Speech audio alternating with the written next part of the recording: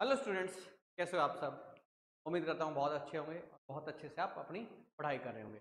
चलिए बेटा, दो क्वेश्चन देखते हैं, बहुत इंपॉर्टेंट है, फिर आगे फर्दर मूव करेंगे हमारे लेक्चर्स में। ये देख लीजिए, एक वायर है जिसको मैंने इस तरह से कर्ल कर रखा है, ठीक है कि नहीं है, ऐसे समझ में आ गया ना। इसकी इनर रेडियस ए है और इसके आउटर रेडियस क्या है, बी। इसमें करंट कितना फ्लो कर रहा है, आई। कितना करंट फ्लो कर रहा है, आई। हमें इसकी क्या निकालनी है, मैग्नेटिक डायपोल मूवमेंट निकालनी है। हमें एम वेक्टर निकालना है। क्या निकालना है, एम वेक्टर। देखते हैं बेटा। एक काम करो फिर, तो कुछ ऐसा समझो,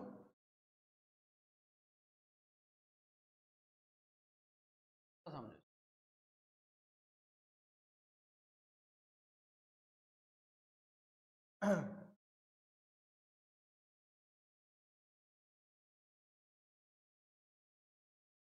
फॉर एग्जाम्पल, मेरा सेंटर था, ठीक है। इस सेंटर से ये वाली जो दूरी थी दैट इज ए, ये रेडियस ए समझ लीजिए। और बाहर वाली जो रेडियस थी दैट इज, ठीक है कि नहीं है, पूरा ऐसे समझ लीजिए कि एक ये ऐसे बना दिया, एक अंदर वाला, आउटर और इनर। एक बार देख लीजिए,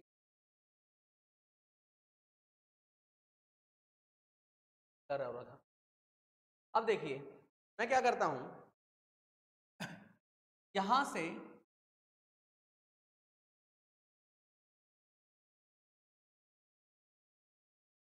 सेंटर से एक्स दूरी पे जाके,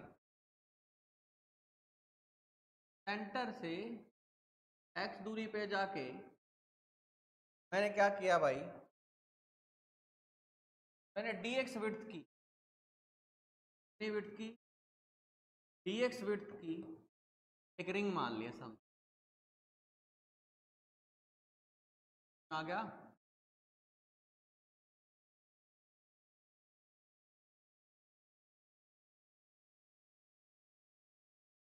अब देखो भाई,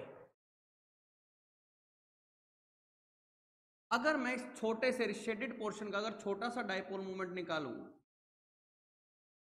इसके इक्वल था बेटा, जितना करंट फ्लो कर रहा है मल्टीप्लाई में इसका एरिया, मल्टीप्लाई में इसका एरिया।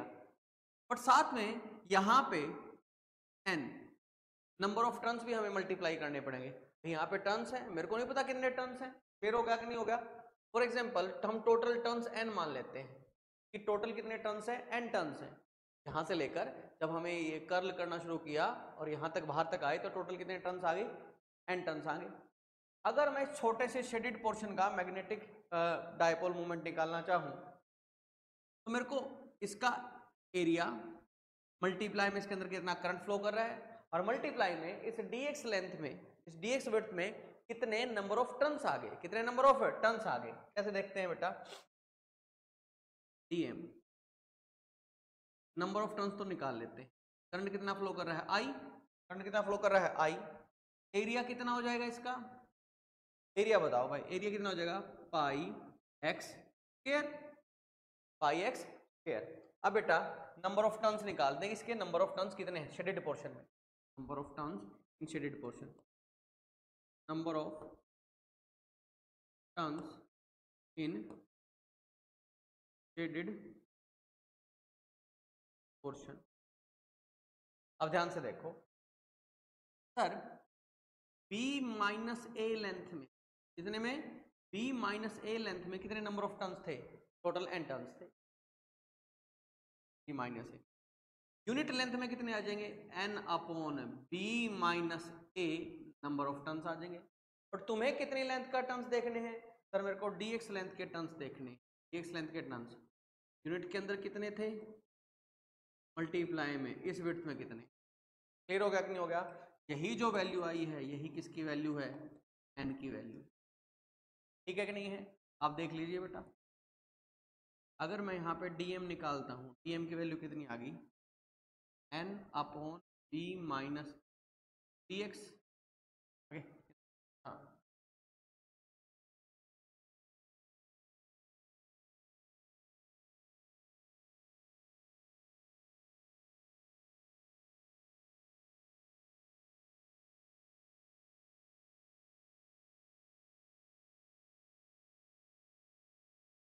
अब ध्यान से देखो,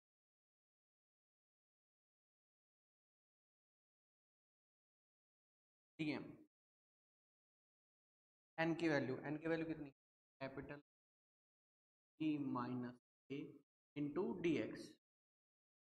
करंट कितना फ्लो कर रहा है, आई करंट फ्लो कर रहा है, एरिया कितना है pi X square, pi X square. But मेरे को तो टोटल एम चाहिए, टोटल एम चाहिए तो सारे डीएम का क्या करना पड़ेगा, इंटीग्रेशन। क्योंकि हर एक का डीएम बेटा अगर मैं देखूं तो हर एक का डीएम डीएम डीएम किधर आ जाएगा, बाहर की तरफ आ जाएगा। यानी हर लूप का या हर टर्न का मैग्नेटिक डाइपोल मोमेंट किधर आएगा, आउटवर्ड आएगा। क्या आएगा, आउटवर्ड। तो सर अगर सबका एक ही डायरेक्शन में आ रहा है तो सिंपली आप उसको ऐड कर दीजिए, और कॉन्टिन्यूस अगर जोड़ना है तो कॉन्टिन्यूस जोड़ना क्या है बेटा, इंटीग्रेशन। बेटा यहाँ पे जब मैं m लिखता हूँ,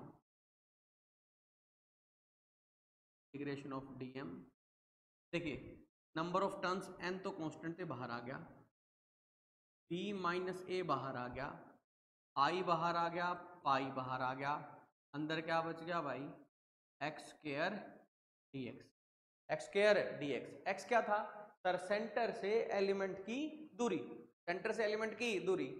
सर पहला एलिमेंट कहां से शुरू होगा, सर ए से शुरू होगा, और आखिरी एलिमेंट कहां तक जाएगा, सर बी तक जाएगा। क्लियर हो गया। तो बेटा अब तो इंटीग्रेशन सोल्व कर जी, N I pi upon B minus A x square D x का x cube by 3, x cube by 3। तो सोल्व करेंगे बेटा, m की वैल्यू आ गई N I pi upon B minus ए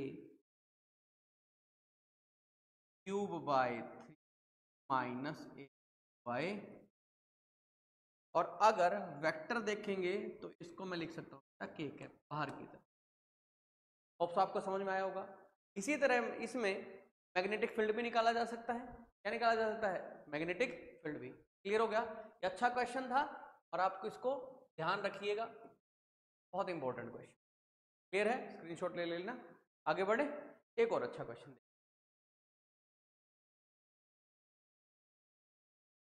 एक यूनिफॉर्मली चार्ज रिंग है, क्या है, यूनिफॉर्मली चार्ज रिंग, इसकी रेडियस आर है बेटा, चार्ज इसका कितना है क्यू, और इसका मास कितना है एम है। हमें कुछ क्वेश्चन सोल्व करने हैं, ठीक है। पहला क्वेश्चन इसने पूछा है कि जब ये घूम रहा होगा ओमेगा से, किससे घूम रहा होगा, ओमेगा से, ये थी मान ले रिंग है तो ऐसे ऐसे घूम रही है, ठीक हो गया कि नहीं हो गया, ओमेगा से ये घूम रहा है। अगर ओमेगा से घूम रहा है, इसके ऊपर चार्जेस थे और यूनिफॉर्मली डिस्ट्रीब्यूशन था, अगर चार्जेस भी घूम रहे होंगे, चार्जेस अगर चल रही हैं तो बेटा क्या बनाएंगे, करंट बनाएंगे। क्या बनाएंगे, करंट। तो सबसे पहली बात तो है हमें क्या निकालना है, करंट निकाल, क्या निकालना है, करंट। पहला क्वेश्चन देखिए, अगर मैं करंट की बात करूं तो करंट किसके इक्वल था, D Q by D T, कि किसी यूनिट टाइम में, किसी गिवन टाइम में कितना चार्ज फ्लो हुआ है, कितना चार्ज फ्लो हुआ है। तो एक चक्कर के लिए बात कर लेते हैं बेटा, one rotation I is equal, कितना चार्ज घूमा है सर, क्या चार्ज घूमा है, कितने टाइम के लिए घुमा है, एक रोटेशन की बात है तो यहाँ पे एक रिवोल्यूशन टाइम पीरियड। ठीक हो गया कि नहीं हो गया। और हमें पता है बेटा टाइम पीरियड की वैल्यू कितनी, pi by 2 pi by omega. तो यहाँ नहीं, यहाँ से अगर मैं आई की वैल्यू निकालूं तो क्या omega by 2 pi, this is the value of current, this is the value of current. दूसरा क्वेश्चन देखो, दूसरा क्वेश्चन देखो, इन्हें पूछा है मैग्नेटिक डाइपोल मोमेंट, क्या निकालना है, magnetic dipole moment. Magnetic dipole moment, magnetic dipole moment का फॉर्मूला क्या था, नंबर ऑफ टर्न्स तो एक ही है, करंट कितना फ्लो कर रहा है आई, और इसका एरिया कितना हो जाएगा, वेक्टर देखेंगे बेटा, अगर ऐसे घूम रहा है पॉजिटिव चार्ज था तो चार्ज, करंट ऐसे घूम रहा है। क्लियर हो गया कि नहीं होगा, करंट ऐसे है तो एम की डायरेक्शन किधर आ गई, आउटवर्ड, किधर आ गई, आउटवर्ड। यहाँ से अगर मैं एम वेक्टर देखूं, करंट कितना है, क्यू ओमेगा अपॉन 2 पाई, एरिया कितना है पाई आर स्क्वायर, और डायरेक्शन क्या आ गई भाई, डायरेक्शन आ गई के, डायरेक्शन क्या आ गई के कैप। तेरा क्वेश्चन, एंगुलर मोमेंटम क्या है, एंगुलर मोमेंटम। एंगुलर मोमेंटम क्यों पूछा है, देखते हैं बेटा, बहुत इंपॉर्टेंट चीज। एंगुलर मोमेंटम को एल से लिखते हैं, angular momentum is equal to, जैसे लीनियर मोमेंटम क्या होता है, लीनियर मोमेंटम का फॉर्मूला होता है M V, angular momentum L, mass की जगह क्या आ जाता है, मोमेंट ऑफ इनर्शिया, क्या जाता है, moment of inertia, into D की जगह क्या आ जाता है, ओमेगा। ये करंट है बेटा, ये क्या था, करंट, ये क्या था, मोमेंट ऑफ इनर्शिया। एल की वैल्यू कितनी है, आई ओमेगा। आई की वैल्यू कितनी है, अगर ये रिंग है तो सर होती है एम आर स्क्वायर, और ओमेगा है तो ओमेगा। एक मैं चौथी बात और कर लेता हूं, अगर मैं कहूं m बाई एल निकालते हैं, क्या निकालते हैं, m बाई एल।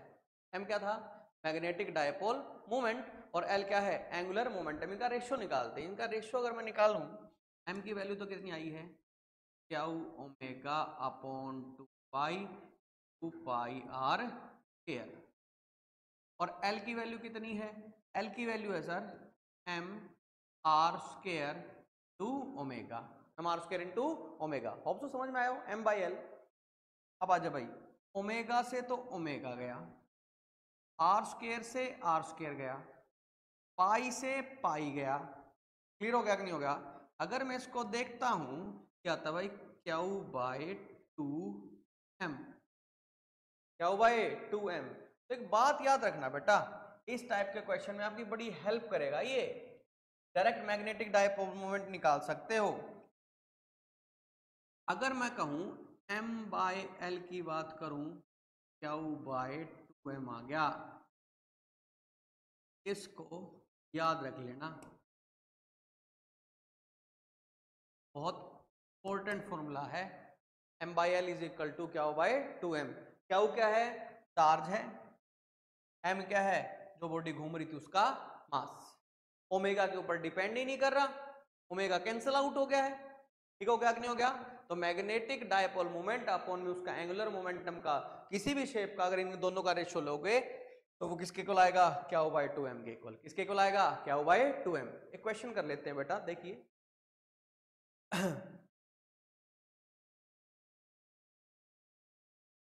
मान लो बेटा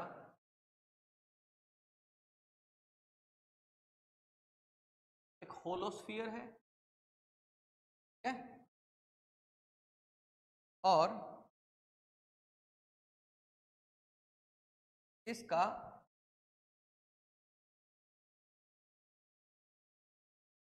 अबाउट घूम, अबाउट है, इसके पास चार्ज कितना है क्यू, मास कितना है m, और चार्ज क्या है, यूनिफॉर्मली डिस्ट्रीब्यूटेड, यूनिफॉर्मली डिस्ट्रीब्यूटेड। और ये है भाई होलोस्फीयर, ये क्या है, होलोस्फीयर। तो मैंने पूछा है कि भाई बताओ इसका एंगुलर मोमेंटम कितना होगा, का सॉरी मैग्नेटिक डायपोल मोमेंट कितना होगा, का मैग्नेटिक डायपोल मोमेंट कितना होगा। क्लियर हो गया कि नहीं हो गया।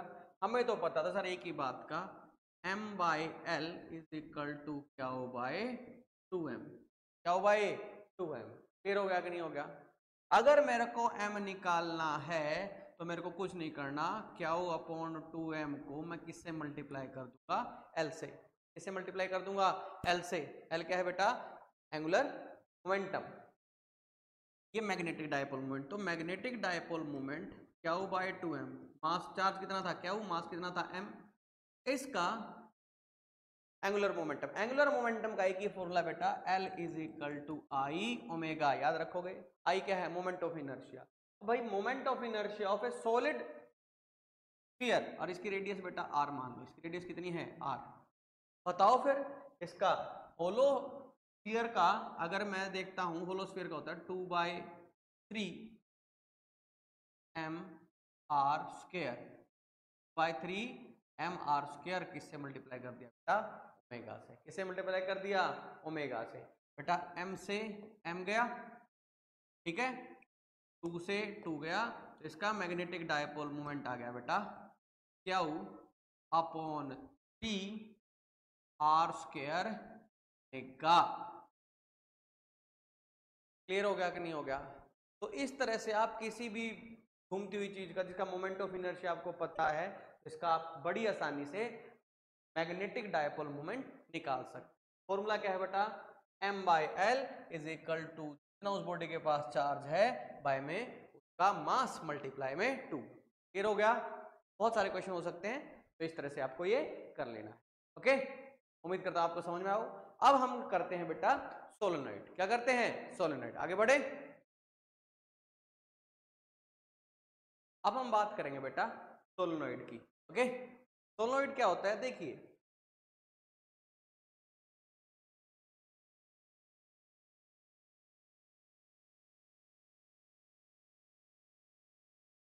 एक होता है बेटा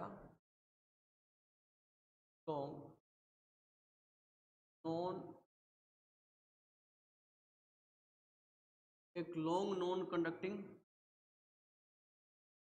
सिलेंडर होता है। ये होलो भी हो सकता है और सॉलिड भी हो सकता है। इसका कोई मतलब नहीं है कि होलो होगा कुछ अलग चीजें होगी और सॉलिड होगा तो कुछ और होगा, नहीं होगा। सिंपली एक सोलॉइड है, हमें सबसे पहले क्या चाहिए? एक नॉन कंडक्टिंग सिलेंडर चाहिए, आइदर होलो और सॉलिड, और उसके ऊपर wire is trapped on cylinder, और हमें क्या चाहिए? इसके ऊपर वायर लपेटनी। ठीक है कि नहीं है? समझिए कैसे मैं बात कह रहा हूं, क्या समझिए।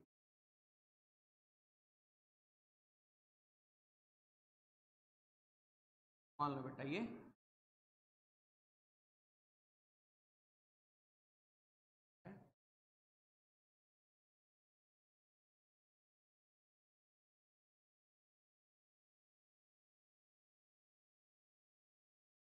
ठीक है बेटा, एल इसकी क्या है? लेंथ है, और आर क्या है? इसकी रेडियस। ओके, मैंने क्या किया? इसके ऊपर वायर बाउंड कर देते हैं।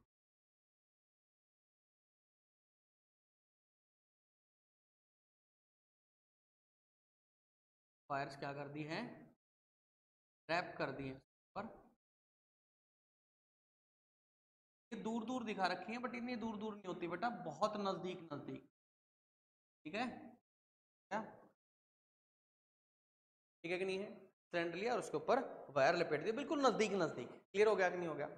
बहुत नजदीक नजदीक। सारी की सारी क्या है? Very close to each other. दिखने में आपको अलग अलग दिख रही होगी, बट बहुत नजदीक नजदीक। ठीक है, इनके ऊपर, इन वायर के ऊपर इंसुलेटेड मटेरियल चढ़ाया होता है ताकि एक दूसरे के ऊपर बिल्कुल नजदीक नजदीक चढ़ाया जाए, मतलब रैप किया जाए, तो एक दूसरे के साथ ही कांटेक्ट में ना आए। ठीक है कि नहीं है? मान लो बेटा इस हर वायर की थिकनेस टी है, हर वायर की थिकनेस है टी। मैं मान लेता हूँ बेटा जो थिकनेस ना इस कितनी है? टी है। कितनी है? क्लियर हो गया कि नहीं हो गया? मान लो बेटा एन क्या है? Total number of turns. Total number of turns कितने हैं? एन है। क्लियर हो गया कि नहीं हो गया? अगर मैं कहूं एन को मैं कैसे लिख सकता हूं? एन को मैं कैसे लिख सकता हूं? अब देखिए जरा,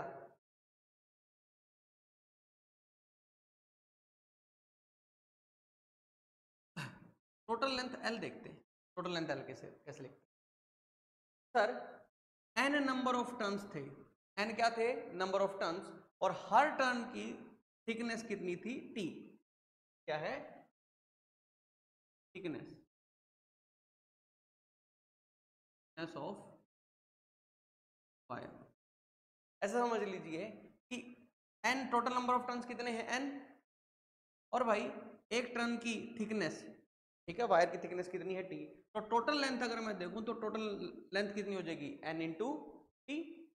अगर मैं निकालूं स्मॉल एन, ये होता है बेटा number of turns per unit length, 1 metre में कितने नंबर ऑफ टर्न्स हैं। अगर मैं इसको ऐसे भी कह दूं टर्न्स इन 1 मीटर, ये बात भी सही है।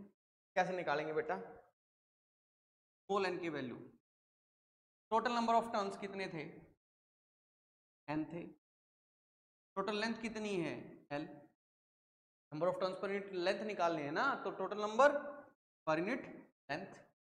तो बताइए एन को तो एन लिख दिया, एल को क्या लिखेंगे, एल लिख दिया sir N into T. Clear हो गया कि नहीं हो गया, एन से एन गया, तो यहां से अगर मैं स्मॉल एन निकालूं तो वो किसके इक्वल आ गया 1/t, और टी क्या है भाई थिकनेस, और थिकनेस की एसआई यूनिट क्या होगी मीटर होगी, नहीं होगी क्या होगी मीटर। तो आप ये भी याद रख सकते हैं N number of turns per unit length किसके इक्वल होगा 1/t, 1 थिकनेस के इक्वल। क्लियर हो गया कि नहीं हो गया। अब जरा क्वेश्चन देखते हैं ओके, ऑप्शन समझ में आया हो आपको। मान लो मैं आपसे कहूं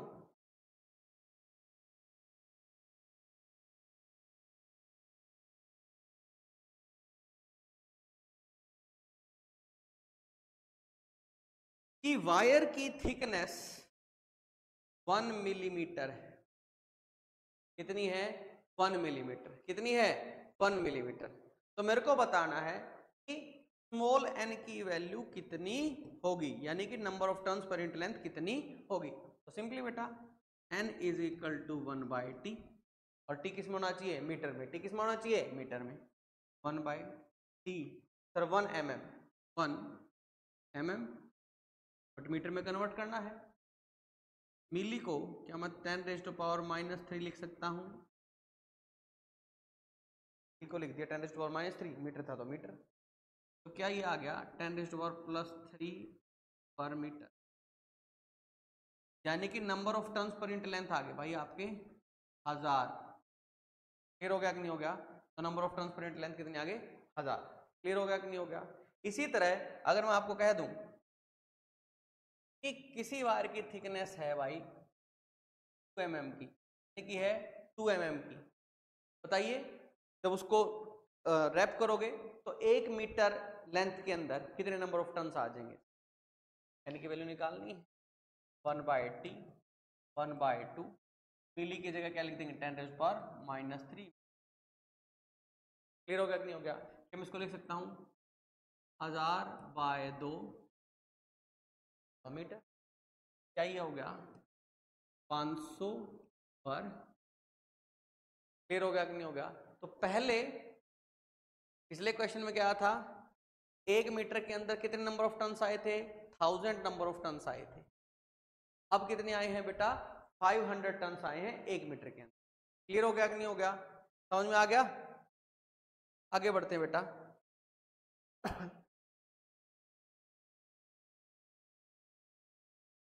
बहुत अच्छा topic magnetic field due to solenoid, due to solenoid, magnetic field due to solenoid. Okay जरा देखिए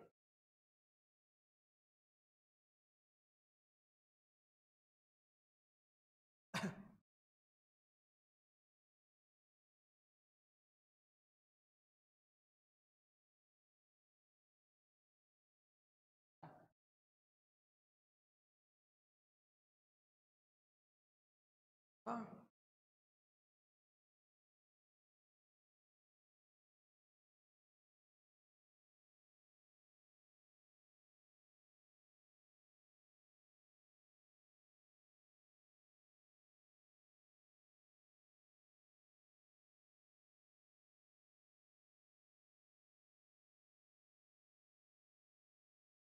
अब मैंने क्या किया यहाँ पे वायर्स लपेट दी,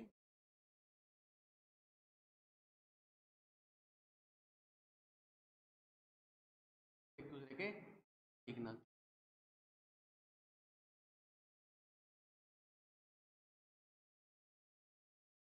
अब यहाँ पे मान लो इसकी एक्सिस, ठीक है, एक्सिस है, आई करंट ऐसे फ्लो कर रहा है, ठीक है कि नहीं है, फिर हो गया, एंटर किया ऐसे।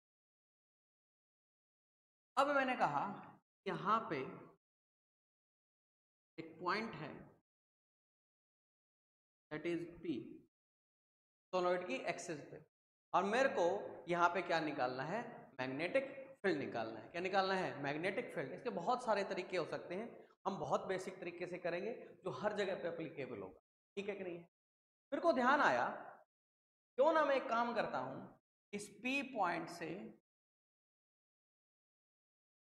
x दूरी पे जाता हूं और मैं dx विड्थ का dx विड्थ का एक छोटा सा पोर्शन तोड़ लेता हूं, dx विड्थ का एक छोटा सा क्या तोड़ लिया, पोर्शन। क्लियर हो गया नहीं होगा। अगर सोलोनॉइड के अंदर आपने dx विड्थ का पोर्शन तोड़ा है तो मेरे को बहुत सारे नंबर ऑफ टर्न्स आ गए होंगे जो इस dx लेंथ के अंदर आ गए। किसके अंदर आ गए, dx लेंथ के अंदर आ गए, ठीक है कि नहीं है। ध्यान से देखिए इस चीज को कैसे डील करेंगे। सर अगर मैं देखूं तो मेरे को सिचुएशन कुछ ऐसी दिखाई दे रही है, ये मेरा P पॉइंट है, कहा ठीक है सर, यहां से आप x दूरी पे गए हो और आपने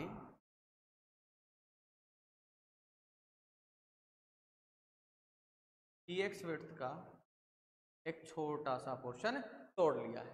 इस dx में बेटा कुछ तो नंबर ऑफ टर्न्स आए हैं कि नहीं आए। अगर मैं ध्यान से देखूं, क्या तुम्हें ये नहीं दिखाई दे रहा है, यहाँ पे सर आपको बहुत सारी रिंग्स मिली है, बहुत सारी क्या मिली है, रिंग्स मिली है इस dx लेंथ के अंदर, dx लेंथ के अंदर बहुत सारे रिंग्स मिली है।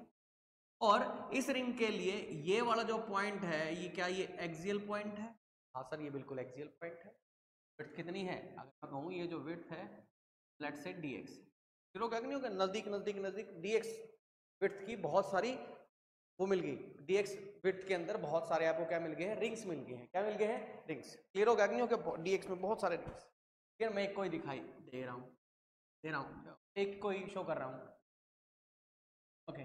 रेडियस कितनी थी, रेडियस थी सर r, रिंग की रेडियस भी कितनी हो जाएगी, r। क्लियर हो गया, एक की वजह से निकाल लेते हैं और उसको निकाल क्या करेंगे, एक की वजह से मैग्नेटिक फील्ड निकाल लेंगे। क्लियर हो गया कि नहीं होगा। और फिर क्या कर देंगे बेटा, उसको मल्टीप्लाई कर देंगे कि dx विड्थ के अंदर कितने नंबर ऑफ टर्न्स आए हैं, सब कैलकुलेट कर लेंगे। हमें पता था एक रिंग की वजह से जो मैग्नेटिक फील्ड आता था कितना आया था बेटा, μ0/2 I r स्क्वायर, एक की वजह से बात कर रहा हूं, अपॉन dx थी, r square plus x square की पावर कितनी होगी 3/2, और मल्टीप्लाई में मैं कर देता हूं number of turns, dn number of turns, dn number of turns कितने आए हैं। ये फॉर्मूला आया था एक रिंग की वजह से, मल्टीप्लाई में क्या कर दिया dn, इस dx लेंथ के अंदर जितना मैग्नेटिक फील्ड आएगा ये। फिर अगर डायरेक्शन की बात की जाए, डायरेक्शन वाई, अब डायरेक्शन अगर देखोगे तो अगर यहाँ पे मैं देखूं ये करंट की फ्लो हो रहा है, ये देखिए इसके हिसाब से ऐसे, अगर नहीं रहा है फिर हो गया इस तरह से घूम रहा है, ठीक है। इस तरह से अगर घूम रहा है, इस तरह से अगर घूम रहा है तो क्लियर हो गया कि नहीं होगा। ये देखो ऐसे ऐसे घूम रहा है, इसकी वजह से अगर मैं मैग्नेटिक फील्ड देखूंगा तो परली तरफ आई है। उस साइड की बात की जाए तो मैं इधर की तरफ बेटा एक्स एक्सिस है, क्या है वाई एक्सिस। अगर मैं इस डीबी वेक्टर की डायरेक्शन भी देख लूं तो यहाँ पे आ जाएगा आई कैप, सबकी डायरेक्शन एक्सियल पॉइंट पे सबकी डायरेक्शन क्या होगी बेटा, सेम होगी। क्या होगी, सेम। बट सर सोलेनॉइड यहां तक था कहीं, है देखो इस एक्सिस तक जाना है, इस पॉइंट तक जाना है, उस अगर मैं टोटल बी देखूं, I have to integrate D B mu not by 2, current I है बाहर आ गया, आर स्क्वायर है बाहर आ गया, डीएन की वैल्यू कितनी आएगी, डीएन की वैल्यू कितनी आएगी, मान लो बेटा number of turns per unit length कितने हो, एन हो, number of turns per unit length कितने हो, एन, तो बेटा डीएन किसके को लाएगा, number of turns per unit length, 1 metre के अंदर कितने टर्न्स है, एन, विड्थ कितनी थी, dx, तो dx के अंदर कितने टर्न, नंबर ऑफ टर्न्स आ गए, एन dx, कितने आ गए, एन dx, क्लियर हो गया कि नहीं हो गया, और अपॉन में बेटा क्या आ गया है, R square plus X, integration करेंगे तो बेटा mu not by 2 I R square तो बाहर आ गया, इंटीग्रेशन, लिमिट किसकी आएगी, एक्स की, लिमिट किसकी आएगी, एक्स की, एक्स की लिमिट कैसे करें सर, मैंने कहा एक्स की लिमिट ध्यान से बताओ कहां से कहां तक आनी चाहिए थी, सर एक्स तो अलग अलग एलिमेंट्स की दूरी थी पी पॉइंट से, तो पी पॉइंट से सबसे पहले तुम इधर की तरफ आओ भाई, कितनी लेंथ पे आओगे यहां तक, सर L1 लेंथ, कितनी लेंथ पे, L1 लेंथ पे, ठीक है, इसके अंदर नहीं दिखा बेटा फिर शो नहीं होगा, इसी तरह पी पॉइंट से उधर भी जाना पड़ेगा भाई, इंटीग्रेट करते करते करते करते करते कहां तक, लेट से इधर वाली लेंथ को क्या बोल दिया, L2, क्या बोल दिया, L2, क्लियर हो गया कि नहीं हो गया, तो यहां पे जो आई लिमिट आ गई -L1 टू +L2, एक तरह से ओरिजिन मान लो इसको, इंटीग्रेट करते करते करते इस डायरेक्शन में गए हो तो मैं इसको कह सकता हूं कि मैं -L1 तक गया हूं, और इधर की तरफ जब तुम इंटीग्रेशन की लिमिट देख रहे हो तो ये ओरिजिन एक तरह का, उधर की तरफ कहां तक गए हो, L2 तक, इधर जाना -L1, इधर जाना +L2, क्लियर हो गया कि नहीं हो गया, अब ध्यान से देखते हैं बेटा इंटीग्रेशन होगा कैसे, ठीक है, इसको अगले पेज पे करते हैं, ठीक है,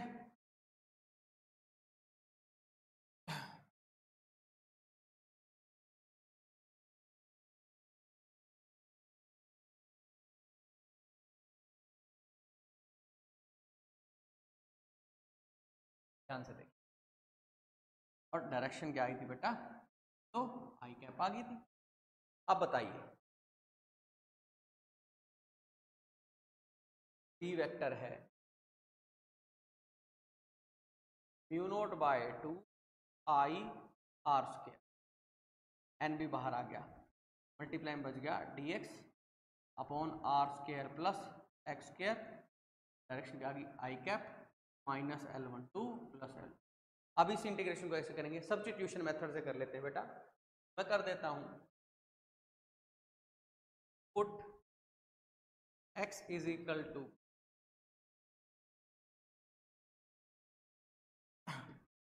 r tan थीटा, dx चाहिए इंटीग्रेट डिफरेंशिएशन कर दो, r तो कांस्टेंट है, टेंजेंट का क्या हो जाएगा बेटा tan स्क्वायर थीटा, और थीटा का कितना आ जाएगा d थीटा, थीटा का कितना आ गया d थीटा, यहाँ पे अगर मैं पुट करता हूँ की वैल्यू आ गई बेटा 2 nought upon 2 I R square N, dx की जगह पुट करो r second square theta d theta upon R square plus X square की पावर 3/2, आर स्क्वायर तो as it is plus X square की वैल्यू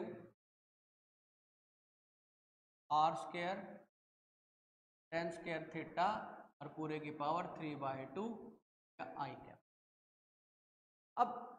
अब लिमिट किसकी आएगी, अब तो लिमिट थीटा की आनी चाहिए, अब लिमिट किसकी आनी चाहिए, थीटा की, थीटा क्या है अब देखो भाई,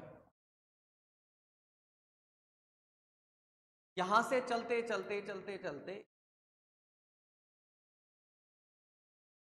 यहां से गया और यहां से इधर इधर, ठीक है, लेट्स से एंगल कितना हो थीटा 1, एंगल कितना हो थीटा 1, देख भी लीजिए बेटा इधर की तरफ थीटा 1 मानना, कहीं तो -x के साथ इस लाइन ने कितना बढ़ाया है, उधर की तरफ अगर मैं देखूं तो उधर की तरफ के कॉर्नर की तरफ ये एंगल बना है θ2। θ1 और θ2 को ध्यान से देख लीजिए। θ1 तो क्या हुआ है कि P पॉइंट से देख चलते चलते चलते उस सिरे तक पहुंच गए। क्लियर हो गया कि नहीं हो गया?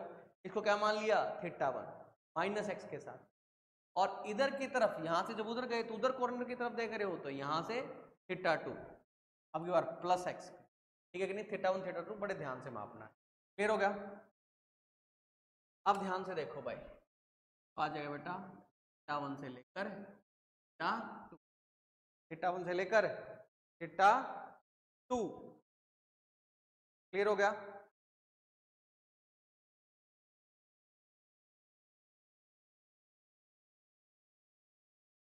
देख लेते हैं। नोट बाय 2 आई, ओके, ये आर स्क्वायर टू एन, यहां से आर आ गया। नीचे से भी बेटा आर स्क्वायर कॉमन जब तुमने निकाला, स्क्वायर निकलेगा, अंडर रूट है, स्क्वायर से अंडर रूट कट जाएगा, बट क्यूब है तो यहाँ पे आ जाएगा आर क्यूब। अंदर क्या बचेगा? Second square theta D theta upon में 1 plus ten square theta, 1 plus 10 square theta, और उस पूरे की पावर कितनी है? 3/2। पूरे की पावर कितनी है? 3/2। नोट बाय 2 लिमिट पुट कर देंगे बेटा आई। बेटा आर क्यूब से तो आर क्यूब गया, यहाँ पे तो आ गया भाई एन।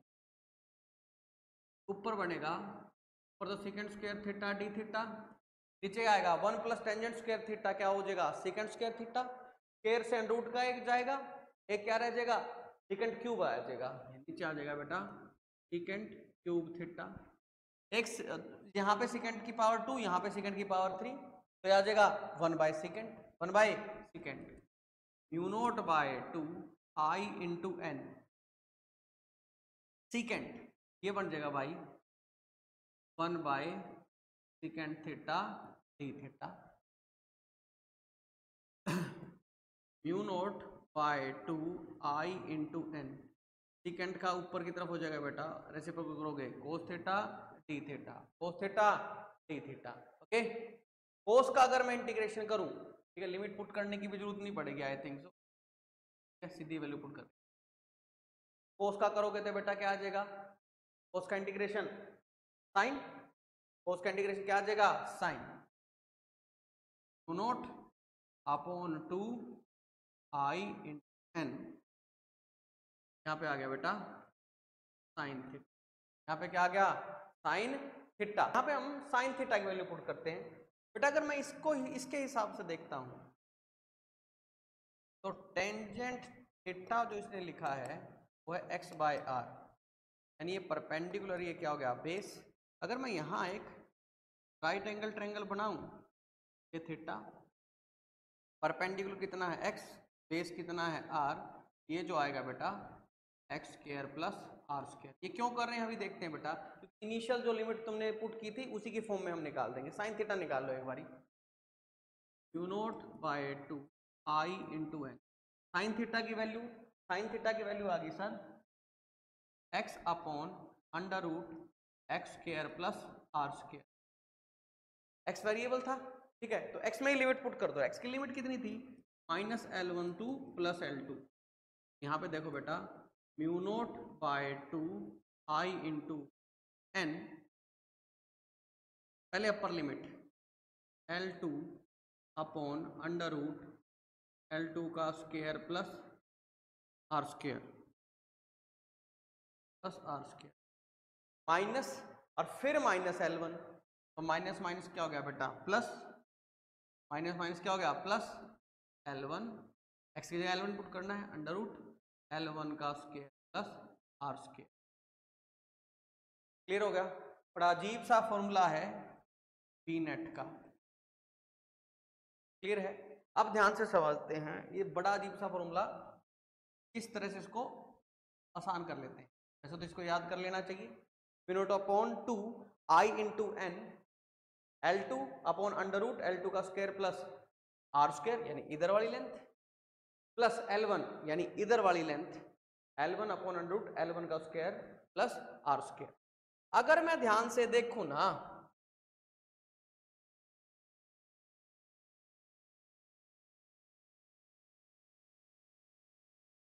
अगर मैं यहां से ये जो थोड़ा सा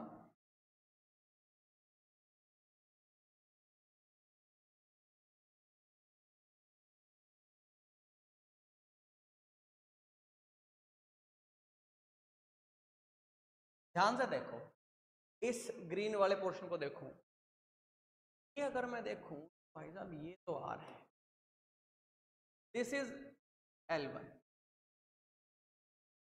फॉर्मूला क्या है, और ये कितना आ जाएगा under root L1 square plus R square. इधर देख लो ना, मैं इधर बना लेता हूं, देखो ग्रीन से इधर बनाता हूं। ये एंगल कितना था θ1, कितना था θ1, फिर है ये r था, ये L1 था, ये under root L1 square plus R square. और इधर वाले ग्रीन से अगर मैं बनाऊं तो इधर वाले से अगर मैं बनाता हूं ये कुछ ऐसा, ये एंगल कितना है θ2, ये कितना था L2, ये कितना था r, और ये कितना था L2 square plus R square. अगर मैं यहां से cos θ1 की वैल्यू निकालूं, cos θ1 किसके को आ जाएगा, बेस अपॉन हाइपोटेन्यूज, यानी L1 upon L1 square plus R square का रूट। और यहां से cos θ2 की वैल्यू निकालो, cos θ2 is equal to L2 upon ये। अगर ध्यान से अगली मैं देखूं, ये तो cos θ2 नहीं दिख रहा है, और ये क्या दिख रहा है cos θ1। तो सर इसका मतलब हम बड़ी आसानी से इस फॉर्मूले को याद कर सकते हैं, P equal to mu not Ni/2, ये है म्यू नॉट Ni/2 मल्टीप्लाई में cos θ1 प्लस cos θ2। इस तरह से याद कर लीजिएगा बेटा, ठीक है कि नहीं है। θ1 θ2, भाई इसको देखो, अगर ये सोलेनॉइड है, यहां से शुरू हुआ भाई सोलेनॉइड, ओके, यहां कोई ऑब्जर्वेशन पॉइंट था, लेट्स से मेरा P, क्लियर हो गया। θ1 क्या है सर, इससे इधर वाला कॉर्नर, ये θ1, उधर वाला कॉर्नर, बट अब की बार ये वाला θ, क्लियर हो गया कि नहीं हो गया। तो बेटा simply formula mu not Ni/2 cos θ1 plus cos θ2, clear हो गया कि नहीं हो गया, समझ में आ गया कि नहीं आ गया। अब बात करते हैं बेटा आइडियल सोलेनॉइड की, किसकी बात करते हैं, आइडियल सोलेनॉइड।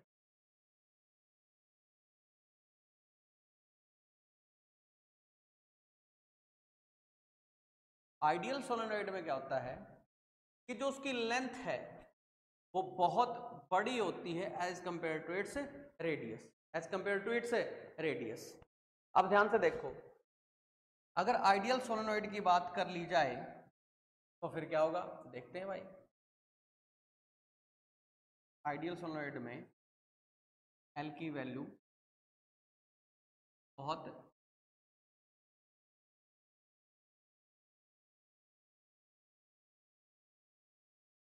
बड़ी हो जाएगी as compare to its radius, ठीक है। उनके कहीं बीच में निकालते हैं, मान लो यहाँ पे कोई पॉइंट है, ऑब्जर्वेशन पॉइंट मेरा P, क्लियर हो गया, ऐसे रैप कर रखा था, ठीक है कि नहीं, उसको दिखा नहीं रही। अगर इधर वाले कॉर्नर को मैं देखूंगा, let's say this is θ1, length को L1 मान लिया, ठीक है, ये रेडियस कितनी है बेटा R, इसको θ2 मान लिया, ये लेंथ कितनी है L2, रेडियस कितनी है R, ओके। अब मैं निकालता हूं भाई, जब तुम B की वैल्यू निकाल रहे होंगे वो आएगा mu not Ni/2, nought Ni/2 cos θ1 plus cos θ2। चलिए बेटा वैल्यू पुट करते हैं, म्यू नॉट Ni/2 cos θ1 की value base upon hypotenuse L1 upon under root L1 square plus R square plus L2 under root L2 square plus R square. अब ध्यान से देखो, अगर लेंथ बहुत ज्यादा हो जाएगी, लेंथ बहुत ज्यादा है और रेडियस बहुत कम है, बिल्कुल रेडियस बहुत कम होगी, तो बेटा ये जो तुमने लिख रखा है, under root L1 square plus R square. अगर रेडियस बहुत कम है तो ये L1 square plus R square और L1 लगभग लगभग सेम हो जाएगी कि नहीं हो जाएगी? तो यानी यहां पे और आइडियल सोलेनोइड क्या मैं लिख सकता हूं? L1 लगभग लगभग under root L1 square plus R square के बराबर है। एंड सिमिलरली जो L2 है वो लगभग लगभग L2 square plus R square के बराबर है। तो अगर ये बराबर है तो इससे ये कटेगा 1 आ जाएगा, इससे ये कटेगा तो 1 आ जाएगा। तो यानी यहां से अगर मैं देखता हूं आइडियल सोलेनोइड का जो मैग्नेटिक फील्ड है उसके कहीं बीच में mu naught N I by 2 1 plus 1 कितना हो गया 2, कितना आ गया बेटा म्यू नॉट एन आई। अगर मैं बात कर देता हूं बेटा मैग्नेटिक फील्ड आइडियल सोलेनोइड, ठीक है, उसकी एक्सिस पे कॉर्नर के पास नहीं बेटा, कहीं बीच में वो हमेशा कितना आएगा mu naught N I, mu naught N I, ठीक है कि नहीं है? क्लियर हो गया? अगर मैं ये ऑब्जर्वेशन पॉइंट, अब आपका ऑब्जर्वेशन पॉइंट कॉर्नर के नजदीक लेके जाते हैं, किसके नजदीक लेके जाते हैं? कॉर्नर के नजदीक लेके जाते हैं। ये तो कहीं बीच में आया था, क्लियर हो गया? और ये वैल्यू कांस्टेंट है। सबसे पहली बात ये क्या है? कांस्टेंट। तो सोलेनोइड के बीच में जो मैग्नेटिक फील्ड होगा वो क्या होगा बेटा? कांस्टेंट होगा। वो क्या होगा? कांस्टेंट। इन बिटवीन कहीं पे भी पॉइंट ले लीजिए, कॉर्नर के नजदीक मत जाइएगा, ठीक है कि नहीं? कॉर्नर के नजदीक जाओगे तो वेरिएशन आएगा मैग्नेटिक फील्ड में, वो हम अभी देख लेंगे, क्लियर होगा? तो बीच में मैग्नेटिक फील्ड के बीच में, क्लियर होगा, आपका कांस्टेंट मैग्नेटिक फील्ड मिलता है और उसकी वैल्यू कितनी होती है? Mu naught N I, mu naught N I. आगे बढ़े, आगे बढ़ते हैं बेटा। At a point near its end, solenoid के एंड के पास कोई पॉइंट लेते हैं, हम फाइंड आउट करेंगे फिर। चलिए देखो ये हुआ भाई, आइडियल सोलेनोइड है, ठीक है, ये याद रखना है भाई, ठीक है? आइडियल सोलेनोइड है, L ग्रेटर देन क्या है? R। Okay, this is my axis, यहां पॉइंट है बेटा, यहां ऑब्जर्वेशन पॉइंट, क्लियर हो गया? तो सबसे पहले तो सर इस कॉर्नर को जोड़ देंगे यहां से, बिल्कुल। Let's say this is angle θ1 और इस कॉर्नर से ये पॉइंट जोड़ दिया, दिस इज θ2। अगर ये आइडियल सोलेनोइड है तो बेटा वही केस होगा, थीटा ये साइड और ये साइड लगभग लगभग क्या हो जाएगी? सेम। तो θ1 की वैल्यू तो cos θ1 जो आएगा वो तो लगभग लगभग क्या हो जाएगा बेटा? 1 हो जाएगा। क्या हो जाएगा? 1। बट θ2 यानी कि θ1 ऑलमोस्ट 0, ये कब लिख सकता है कि θ1 ऑलमोस्ट कितना हो गया है? नियरली इक्वल टू कितना हो गया है? 0, क्लियर हो गया? बट θ2 0 नहीं, तो क्या है? θ2 क्या है? एक्यूट एंगल है। क्या है? Acute angle. अगर एक्यूट एंगल है तो cos θ2 की वैल्यू लेस देन क्या हो जाएगी? 1। लेस देन क्या हो जाएगी? 1। तो बेटा अगर मैं यहां पे P निकालूं, mu naught N I by 2 cos θ1, cos θ1 1, और ये है बेटा cos θ2, cos θ2 की वैल्यू 1 से क्या है? कम है। 1 से क्या है? कम। 1 से कम है बेटा, कुछ भी वैल्यू देख लो, क्लियर हो गया कि नहीं होगा? 1 से कम है, कोई भी वैल्यू पुट कर लो जो तुम्हारा मन करे, 3/4 कर लो, कुछ भी। फॉर एग्जांपल मैं cos θ2 को लेट cos θ2 कितना आ गया बेटा? cos θ2 को 1/2 कर देता, कितना कर देता हूँ? 1/2, सिंपली समझने के लिए। b की वैल्यू कितनी आ गई? Mu naught N I by 2 1 + 1/2 मान लो, ठीक हो गया कि नहीं हो गया? ये हो गया 3/2। 3/2 इंटू 1/2 3/4, तो आ गया म्यू नोट NI इंटू 3/4। और बेटा इसका मतलब ये जो वैल्यू है वो क्या है, less than mu naught NI, less than mu naught NI। यानी कि जैसे जैसे मेरा ऑब्जर्वेशन पॉइंट, इस एक्सिस का जो ऑब्जर्वेशन पॉइंट है, इस एक्सिस पे जो ऑब्जर्वेशन पॉइंट है वो एंड्स के नजदीक लेके जाऊंगा, बीच में तो म्यू नोट NI था, जैसे जैसे आप इस पॉइंट को नजदीक लेके गए एंड के, तो बेटा वैसे वैसे आपका मैग्नेटिक फील्ड क्या हो रहा है, रिड्यूस हो रहा है। क्या हो रहा है, रिड्यूस। क्लियर होगा कि नहीं होगा। अब बिल्कुल एंड पे ले जाते हैं,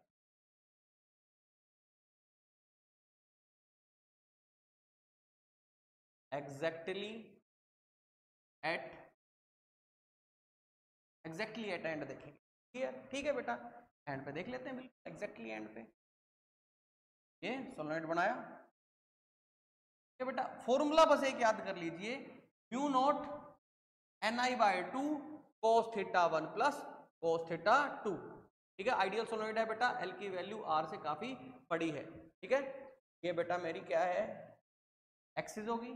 ऑब्जर्वेशन पॉइंट यहां आ गया भाई, यहां बिल्कुल एंड पे। ठीक है भाई सर, इधर वाला कॉर्नर तो ये जो θ1 बनाएगा तो नियरली इक्वल टू कितना है, कितना है। और दूसरे वाला तो सर ये बनाना था, इधर वाला, और वो इधर की तरफ से मापना था, तो ये कितना हो गया 90 डिग्री। कितना हो गया 90 डिग्री। तो θ1 तो कितना आ गया भाई 2 डिग्री, एंड θ2 कितना आ गया भाई 90 डिग्री। ठीक है, फॉर्मूला बेटा पुट करेंगे, B is equal to mu naught NI/2 cos θ1 यानी कि cos 0 प्लस cos θ2 यानी कि cos 90। cos 0 कितना आ गया 1, cos 90 कितना हो गया 0। तो B की वैल्यू आ गई बेटा mu naught NI/2 1 plus 0, 1 plus 0 that is 1। और बेटा 1 को मल्टीप्लाई किया म्यू नोट NI/2 से, तो मैग्नेटिक फील्ड जो एंड्स पे मिलेगा वो मिलेगा म्यू नोट NI/2। क्लियर हो गया बेटा। बीच में कितना था सर, बीच में था म्यू नोट NI। एंड के पास गए तो ये जो हमने एग्जांपल लिया था वो आया था, कोई भी वैल्यू आ गई म्यू नोट NI। ठीक है, कुछ फैक्टर आ गया था, बट ये फैक्टर बेटा हाफ से तो बड़ा ही होगा। हाफ से क्या होगा, बड़ा। क्लियर हो गया कि नहीं हो गया। तो बेटा जैसे जैसे आप एंड के पास जाते हो वैसे वैसे म्यू नोट NI से अपनी वैल्यू को कम करते जाते हो, और बिल्कुल एंड पे कितना हो जाता है, घट के mu naught NI/2, mu naught NI/2। क्या सर इतना ही, नहीं भाई, और सुन। अब बेटा हम ले जाते हैं eight a point outside, eight a point outside solenoid, एक पॉइंट जो सोलेनोइड से बाहर है, वहां पे देख लेते हैं। ठीक है सर, देख लेते हैं। ठीक है, बना ही लेते हैं, कोई थोड़ी बात।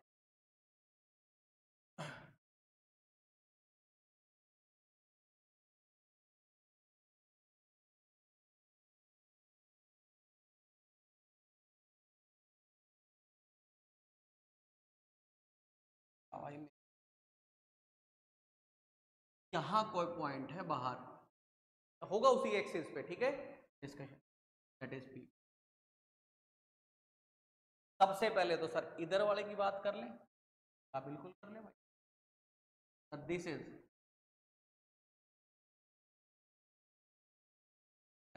ओके। दूसरा बेटा सर इस कॉर्नर की बात कर ले, मां कहा बिल्कुल कर लो बेटा, दिस इज θ2। एंगल बड़े ध्यान से भाई। ठीक है, इधर वाले के लिए -x के साथ, इधर वाले के लिए +x के साथ।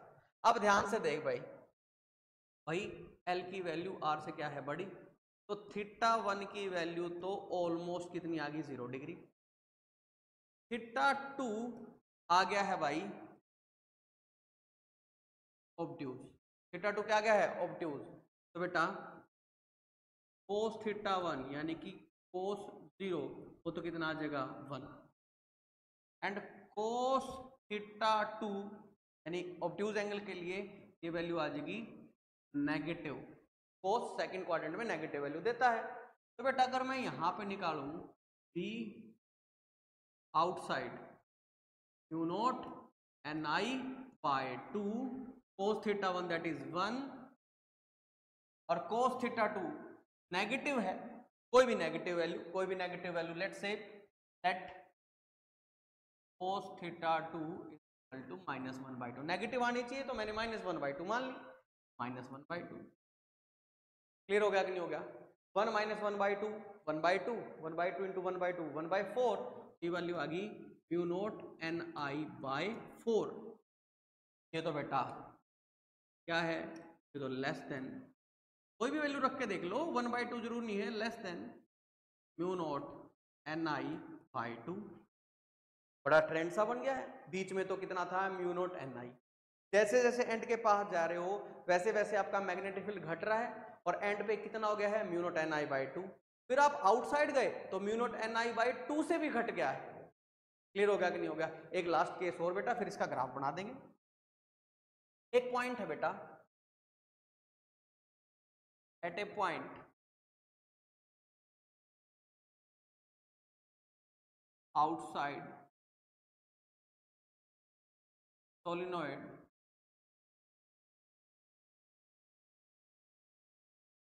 at very far distance, बहुत दूर डिस्टेंस पे हमें देखना, बहुत दूर पे। तो भाई कोई दिक्कत वाली बात नहीं है, देख लेते हैं, बहुत दूर देख लेते हैं। फॉर्मूला बेटा एक ही फॉर्मूला चलेगा, कोई दिक्कत वाली बात नहीं, कैसा भी क्वेश्चन आ जाए आप डील कर सकते हो बहुत अच्छे से।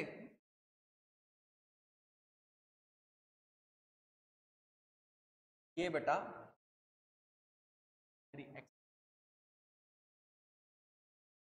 यहां पे हम फॉर एग्जांपल यहां पे मेरा ऑब्जर्वेशन पॉइंट है P।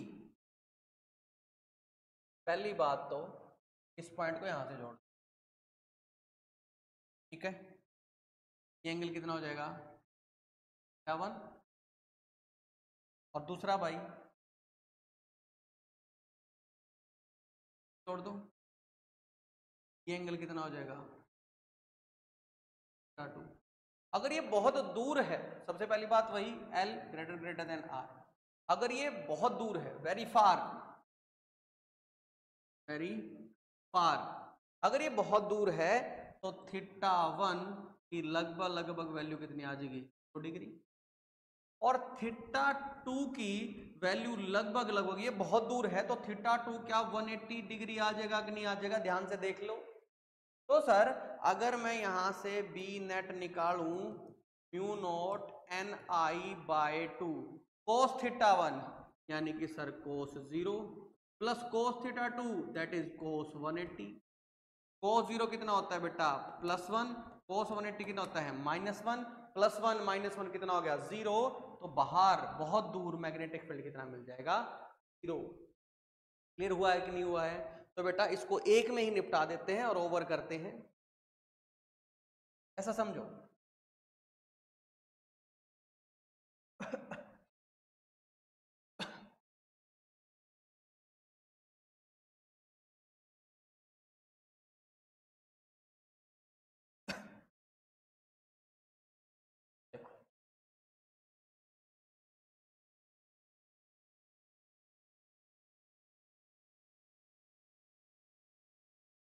आइडियल सोलेनॉइड की बात हो रही है बेटा,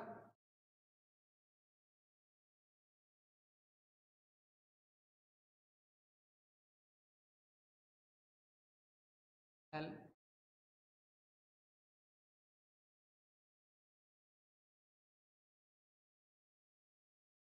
इसकी क्या है एक्सिस।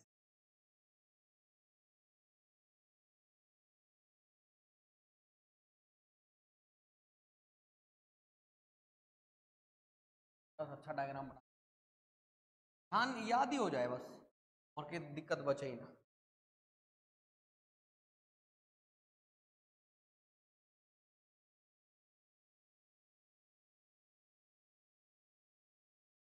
मैग्नेटिक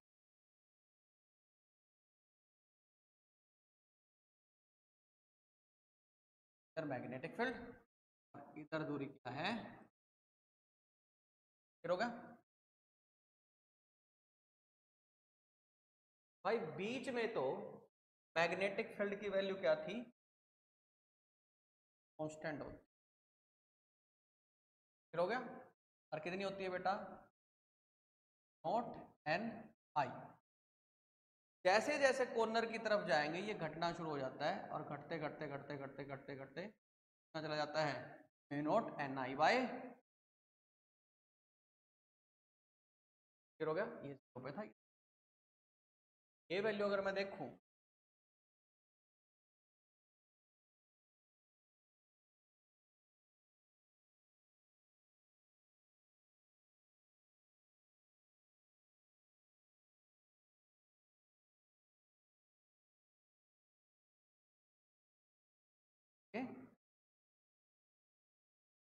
बाय 2, यहाँ पे कितना है भाई, नॉट ई बाय 2, बिल्कुल सेंटर में तो कांस्टेंट था म्यू नॉट एन आई।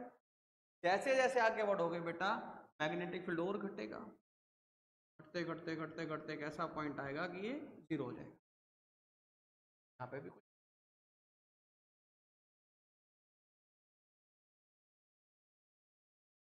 एक्जैक्टली यहाँ पे नॉट एन आई बाई 2, और जैसे जैसे आप आगे बढ़ोगे वैसे वैसे घटता घटता घटता घटता घटता ये 0 का अप्रोच।